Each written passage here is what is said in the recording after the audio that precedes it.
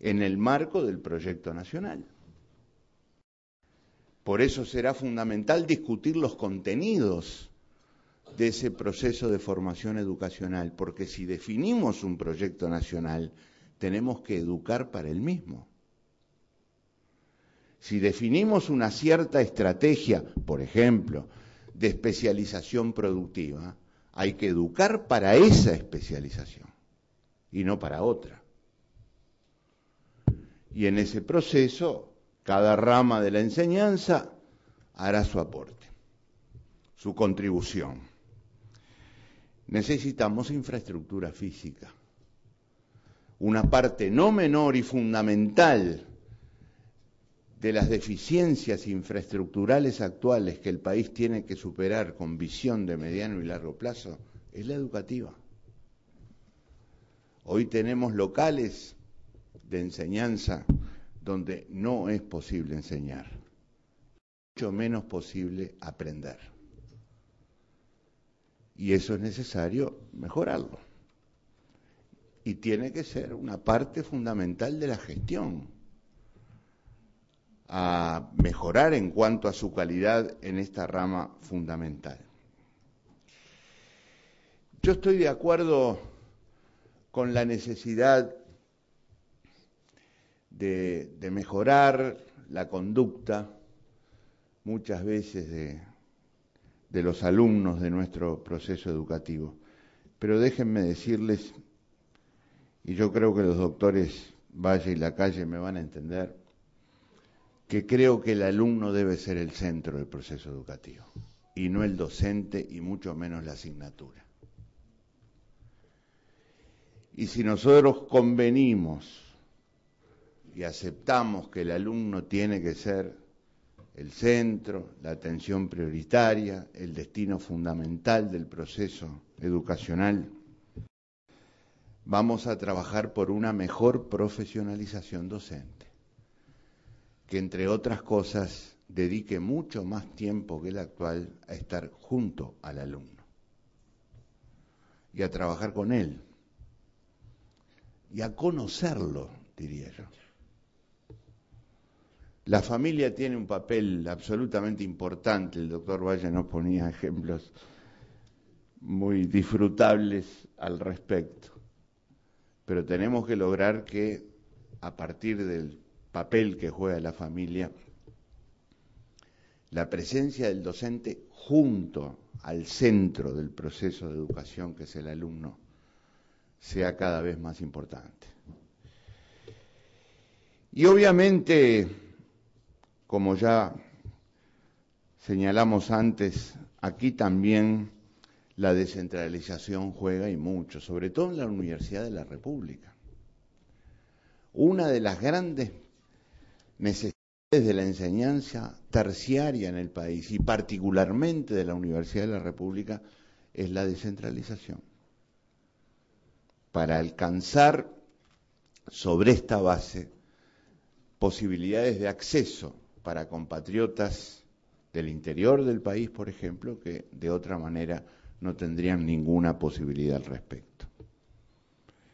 Y finalmente, una evaluación general, sistemática, permanente y externa de los resultados, que nos permitan llegar a tener mejores niveles de calidad del gasto en base a compromisos de gestión, en base a análisis de los resultados y a vinculación de esos resultados con la disponibilidad de recursos. Sobre la matriz de protección social que nos permita seguir trabajando cada vez mejor por la igualdad de derechos y capacidades de todos los orientales, yo diría que el eslabón inicial no puede ser otro que seguir asegurando, sobre la base de niveles de inversión muy altos, condiciones de trabajo cada vez mejor en el país. Un país puede tener las mejores políticas sociales en el diseño y en la ejecución, pero el trabajo por condiciones dignas de vida para todos los integrantes de la sociedad empieza en el plano laboral, en el plano de la calidad del trabajo, de las condiciones de trabajo, por supuesto, de su retribución. Y a partir de este eslabón inicial, trabajar cada vez más con un enfoque de derechos y no meramente con un criterio asistencial. Nosotros tenemos que practicar políticas de inclusión no porque estemos asistiendo a nuestros compatriotas, sino simplemente porque ellos tienen derecho a tenerlas. Y nosotros la responsabilidad de ponerlas en práctica. La articulación entre universalidad y focalización estará siempre presente en este trabajo. Se ha intentado muchas veces establecer un falso dilema entre políticas universales y políticas focalizadas. No existe tal falso dilema. Y con una visión de mediano y de largo plazo tendremos que saber que permanentemente será necesario compatibilizar un enfoque con el otro. Y que incluso en políticas universales, de esas que intentamos que lleguen a toda la población, habrá que focalizar prioridades, porque siempre habrá núcleos que deberán recibir esa política pública con mayor prioridad o con características diferentes. Por supuesto, el combate a todo tipo de discriminaciones, de género, de generaciones, de etnias, de razas, será una parte fundamental de esa matriz. Hemos hablado de reforma del Estado, un proceso que tiene diferentes velocidades, un proceso que por eso mismo no tiene un único comienzo ni un único final. A mí me parece que es un proceso permanente y por lo tanto una característica fundamental de una visión de mediano y de largo plazo. Y al menos 4 planos de trabajo simultáneos. El primero, ya lo mencioné de hecho, modernización institucional continua, especialización y consolidación, fortalecimiento de las instituciones, como rasgo permanente, como rasgo estratégico en este plan. El segundo, formación de los recursos humanos. Y aquí una idea quizá muy sencilla, muy simple, pero muy importante.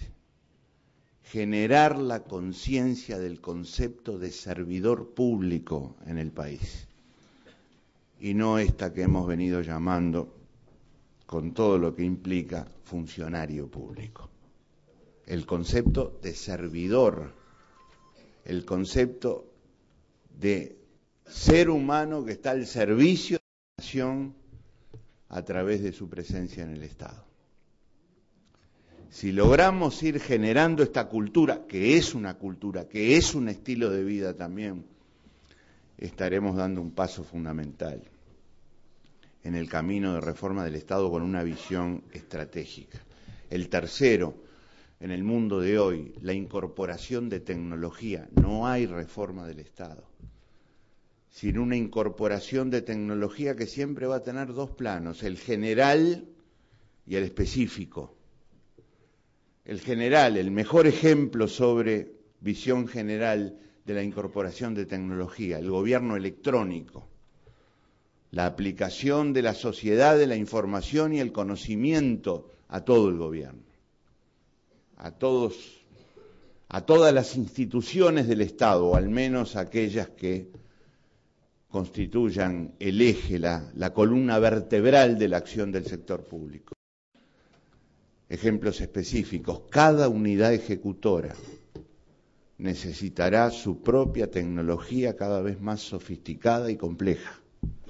No es lo mismo la tecnología de la Dirección General Impositiva que la de la aduana, una aduana que deberá compatibilizar su visión fiscalizadora con su visión facilitadora, por ejemplo, por poner dos ilustraciones cercanas a mi trabajo en el Ministerio de Economía. Podríamos poner muchos otros ejemplos de otras unidades ejecutoras. Lo que quiero decir es que la incorporación de tecnología a la reforma del Estado es un proceso muy complejo y muy diverso, pero tan imprescindible como complejo y diverso. Y finalmente la gestión, el conjunto de procedimientos, de organizaciones, de propuestas para tomar las decisiones cotidianas. Tema en el que habrá que trabajar enormemente dadas las deficiencias que todavía tenemos en el país al respecto. Termino con el concepto de apertura, y quizá el dejarlo para el final es para recalcarlo aún más. No hay futuro del país sin apertura cada vez más importante al mundo en su conjunto. Y si el mundo está en crisis, más apertura aún. El peor error estratégico que puede cometer un país es cerrarse ante condiciones críticas en este mundo de globalización. Apertura porque el país sin apertura no tiene futuro. El potencial uruguayo se realiza en la apertura.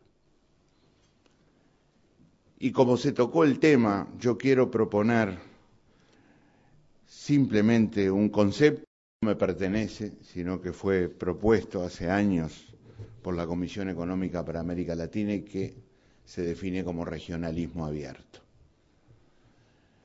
Yo creo que tenemos que estar integrados con nuestros vecinos. También soy consciente de las dificultades que citaban los doctores Lacalle y Valle. ¿Cómo no ser conscientes sobre eso si ni siquiera tenemos acceso al mercado ampliado? Con todo tipo de restricciones arancelarias y no arancelarias, con falta de coordinación entre las políticas económicas de nuestros países, lo cual introduce la peor de las asimetrías que pueden existir en un proyecto de integración. Porque hay asimetrías estructurales. Brasil y Argentina serán siempre más grandes que nosotros, pero las asimetrías de política son las peores.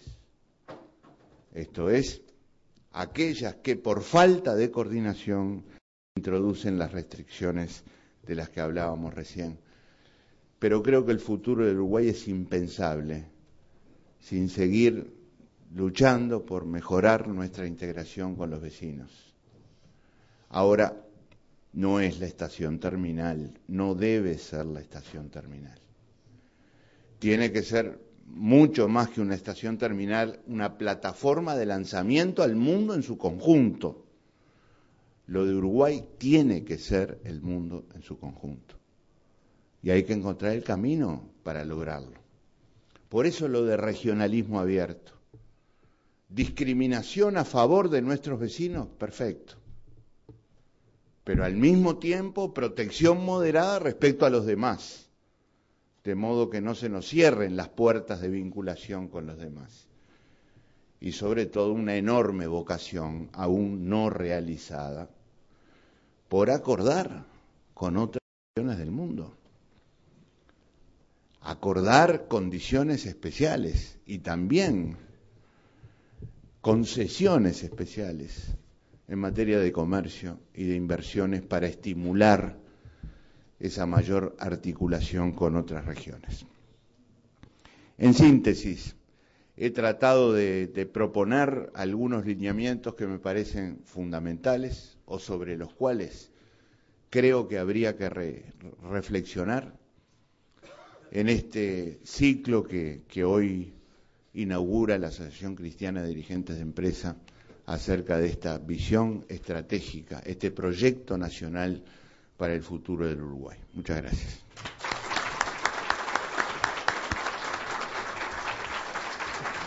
Muchas gracias, contador Astori. Y ahora vamos a hacer una segunda ronda de unos 5 minutos a los efectos que los expositores puedan hacer alguna conclusión o algún comentario adicional. Gracias. Gracias, Roberto. Por supuesto que el más importante de los que estamos aquí en la mesa es el contador Astori, por la sola razón de que está en ejercicio de sus facultades como vicepresidente y como referente principalísimo de la coalición que nos gobierna. Y sin pretender con esto, por supuesto, hacer un emplazamiento que estaría fuera de lugar, ni un interrogatorio que no corresponde, yo me ubicaría, para ser concreto, en un concepto importantísimo que él acaba de mencionar. Relativo a la educación, dijo, una conducción nacional de la educación. Y creo que ahí está uno de los primeros temas, que es lo que se ha bosquejado, pero no se ha concretado desde el gobierno actual y el anterior, que forman una unidad, ¿no es cierto? Son 6 años de gobierno, con sus características, pero con líneas generales bastante parecidas. Nosotros no tenemos una conducción democrática de la educación, y me apresuro a aclarar para que nadie vaya a hacer un comentario parcial. Es decir, quienes son elegidos para gobernar no gobiernan plenamente la educación. Y una conducción nacional me parece un concepto importantísimo para elaborar sobre él. Y repito, simplemente haciéndome cargo de las propuestas y no de respuestas que no las pido porque no me corresponde, creo que hay que derogar la ley de educación o la parte de la ley de educación que le confiere a las corporaciones una intervención desmedida y ajena al control político. En el Uruguay tenemos un Ministerio de Educación que poco y nada tiene que ver con la educación. El ingeniero Ehrlich o quien sea son totalmente impotentes frente a la ANEP, y más esta ANEP teñida de corporativismo a través de la elección separada y distinta de jerarcas. Entonces, si vamos a ir a una conducción nacional de la educación, reasumamos el control como estaba antes. En el Codicen no iba cualquiera en el régimen anterior. Primero porque teníamos la precaución de nombrar gente idónea, pero además porque la ley exigía la idoneidad de más de 10 años de ejercicio docente, pero la confianza política, que es esencial.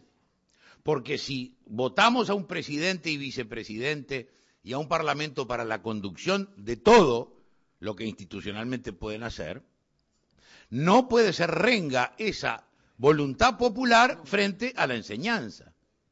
Bastante tenemos con el aislacionismo universitario, que visto en la perspectiva de la ley del 58 quizás habría que analizar críticamente, pero es de los temas más difíciles.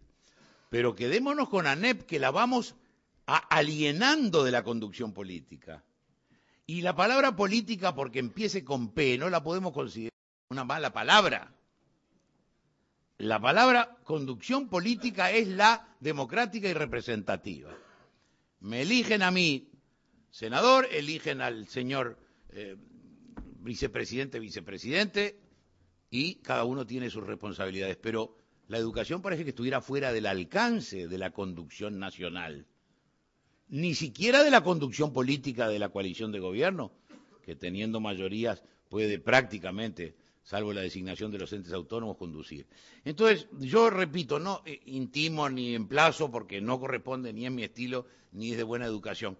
Pero sin lugar a dudas, la pregunta se la tengo que plantear o la tenemos que dejar aquí, frente a quienes son hoy responsables del gobierno.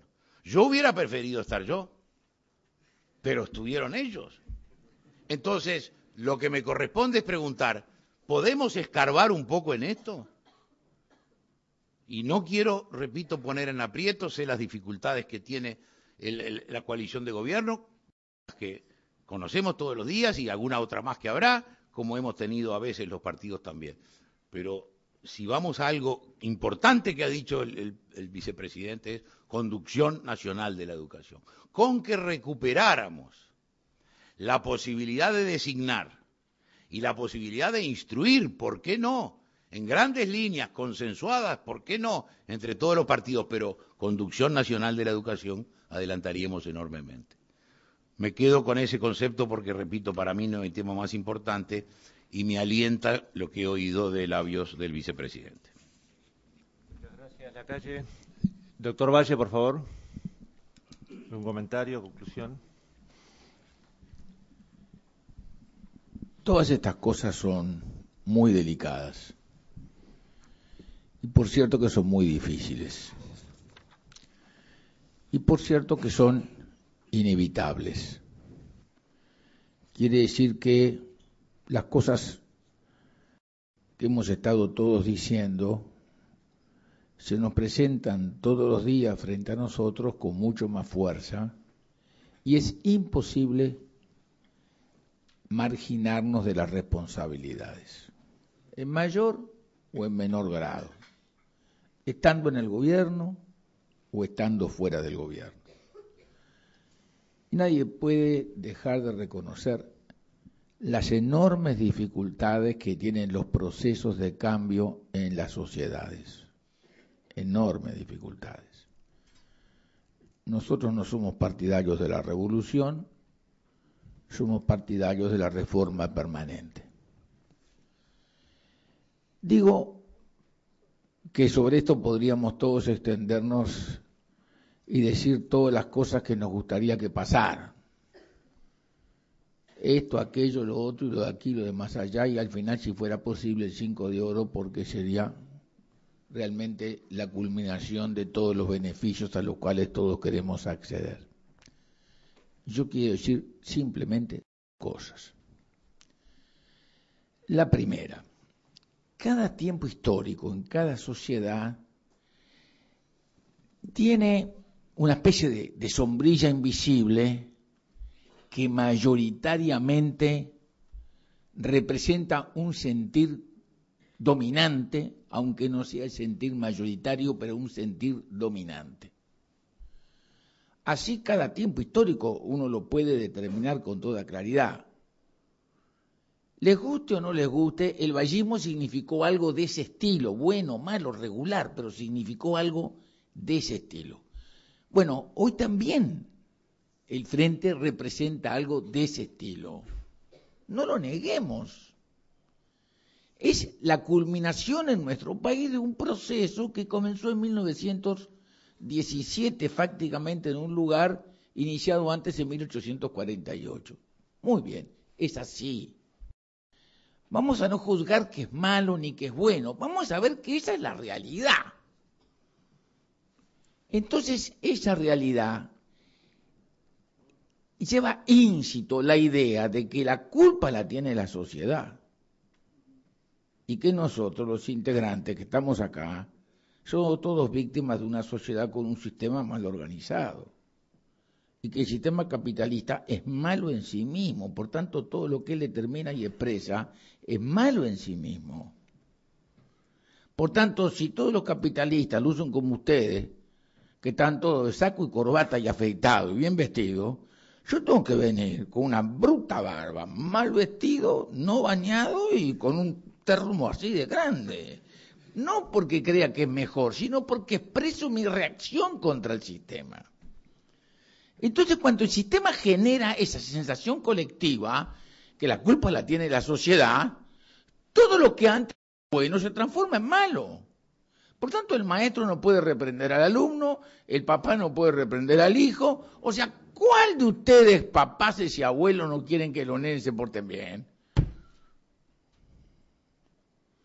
Pero si los nenes al portarse bien están sometidos al sistema que ustedes representan, eso es malo. Y ese es el problema grave que tiene hoy el país. Y que lo tiene fundamentalmente una corporación política que ha llegado a culminar su esfuerzo de prevalecer sobre la vida nacional a través de una idea global. Y que es muy difícil para ella cambiar. Me escucho mucho mejor que yo, lo escribió ayer Heber Gato en el diario El País. O sea, ese es el problema. Entonces, ese problema en donde la sociedad es la culpable nos exime de responsabilidad a todos nosotros. Entonces, las obligaciones que derivan de nuestros derechos no existen. A ningún nivel.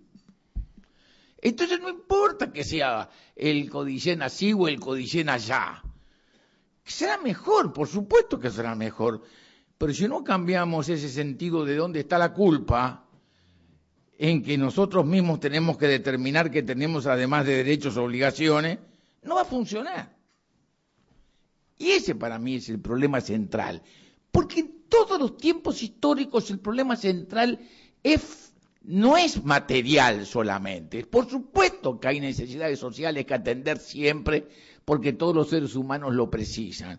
Pero hay algo que está anterior y es más profundo, que es una cuestión filosófica, que es la que nos determina a una cosa o a otra cosa. Para mí eso es central. La segunda cosa, quiero decir... Tiempo, doctor. Termino. Que el 2030 es hoy. Por tanto, no se puede esperar para hacer un análisis, un estudio y otro más y otro más. Hay que hacer, porque el 2030 es hoy. Gracias, doctor Valle. Contador Astori, por favor. Perdóneme. Bueno, yo quiero dedicar estos 5 minutos finales a reiterar mi agradecimiento por esta oportunidad, porque estoy firmemente convencido de que por encima de nuestras naturales y legítimas diferencias, partidarias en particular, tenemos un ancho campo de coincidencia posible en cuanto a los lineamientos fundamentales de un proyecto nacional. Y tal como lo conversé con los dirigentes de la asociación que me visitaron para presentarme esta invitación, he llegado con ese espíritu a esta reunión, con el espíritu de destacar lo que el doctor Lacalle llamaba en su exposición, y comparto, el denominador común, que yo creo que existe, y por el cual los uruguayos tenemos que seguir luchando. Repito, no renunciando a nuestras diferencias, pero anteponiendo el interés nacional partidario y a nuestras propias convicciones. Y yo creo que eso es también posible, pero no solo porque, digamos, yo tenga hoy una inclinación romántica, digamos, a hacer este planteo, sino porque la historia del país demuestra que es posible. Ayer analizábamos un proceso que fue un cataclismo para el país y que mereció un libro que se llama justamente Al borde del abismo, en el que desde diferentes ámbitos de la sociedad, y no solo el partidario, que fue apenas uno de ellos, pusimos lo que teníamos que poner para que el país recorriera su propio camino, que hoy respetamos y defendemos todos. Entonces, la historia del Uruguay demuestra que es posible. Y por eso quiero terminar reafirmando mi convicción acerca de esta propuesta y sobre todo mi compromiso personal de seguir trabajando por el bien de la patria con este criterio. Muchas gracias. Gracias, contador. Sí. Para finalizar, vamos a dar lectura a un mensaje que acaba de llegar a ACDE, que dice: señor presidente de ACDE, contador Eduardo Pérez Muniz, presente. El señor presidente de la República, don José Mujica, agradece la amable invitación recibida a participar de la conferencia Uruguay 2030, Proyecto de Nación, lamentando no poder concurrir como hubiese sido su deseo. El señor presidente saluda a usted con su más alta consideración, haciéndolo extensivo a todos los participantes y en especial a los señores expositores, contador Danilo Astori y doctores Jorge Valle y Luis Alberto Lacalle, a la vez que felicita por tan distinguido panel. Montevideo, septiembre de 2011. Agradecemos mucho la presencia de todos ustedes, de los 13 expositores, y los estaremos invitando para la continuación de este ciclo.